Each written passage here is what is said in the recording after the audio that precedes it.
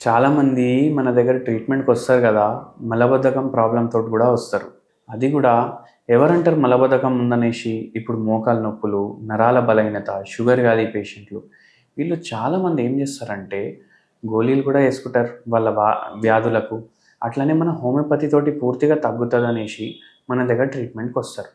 అయితే ఈ వేరే రోగాలు ఉన్నతో పాటు వాళ్ళకు మలబద్ధకం ప్రాబ్లమ్ కూడా ఉంటది. ఇవాళ ఒక ప్రామినెంట్ రీజన్ మలబద్ధకం గురించి మనం డిస్కస్ చేద్దాం. ఎందుకైతుంది? మీరు కూడా విని షాక్ అయితారందరు. ఏందంటే ఇప్పుడు ఒక రీసెంట్ సర్వే అయింది.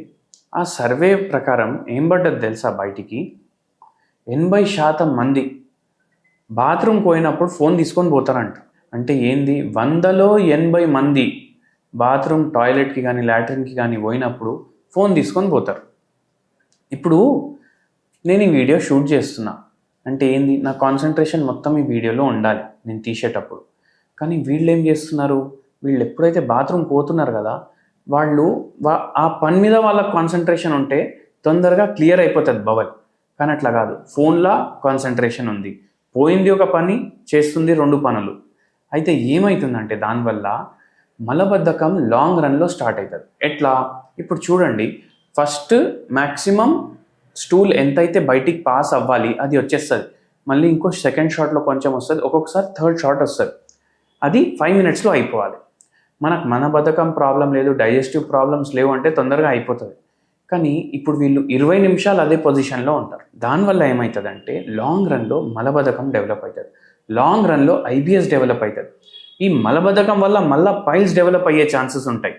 అండ్ దాంతోపాటు వీళ్లకు ఫిష్లు అయ్యే ఛాన్సులు కూడా పెరుగుతాయి అండ్ ఫిషర్స్ అయ్యే ఛాన్సెస్ కూడా పెరుగుతాయి. ఇంత సివియర్ ఉంటుంది మలబద్ధకం ప్రాబ్లం. సో ఫోన్లు తీసుకొని వెళ్ళడం ఆపేసేయండి. దాంతోపాటు మలబద్ధకానికి ఒక మంచి హోమ్ రెమెడీ చెప్తాను. అది రెగ్యులర్లీ మీరు కన్జ్యూమ్ చేయండి. సోంపు ఉంటుంది కదా, 1 టేబుల్ స్పూన్ సోంపు తీసుకోండి, 1 టేబుల్ స్పూన్ జీలకర్ర తీసుకోండి. దీంట్లో మీరు 1 పించ్ మన ఇంగువ యాడ్ చేయండి. ఇవి 3 వాటర్లో బాయిల్ చేసుకోండి. వాటర్లో బాయిల్ చేసుకొని దీన్ని ఫిల్టర్ చేసుకొని daily night 1 hour before sleep తీసుకోండి. మీకు మంచి చేంజెస్ కనిపిస్తాయి. అండ్ ఒక హోమియోపతి మెడిసిన్ కూడా చెప్తాను, మలబద్ధకానికి చాలా మంచిగా పనిచేస్తుంది. అది ఏంటంటే నక్స్వామికా 0/9 పొటెన్సీ. ఇది డైలీ 4 గోళీలు పడుకునే ముందు ఈ హోమ్ రెమెడీ తీసుకుంటారు కదా, దాని 5 నిమిషాల తర్వాత ఇది వేసుకొని పడుకోండి. మీకు మలబద్ధకంలో రిలీఫ్ అనిపిస్తుంది. Thank you.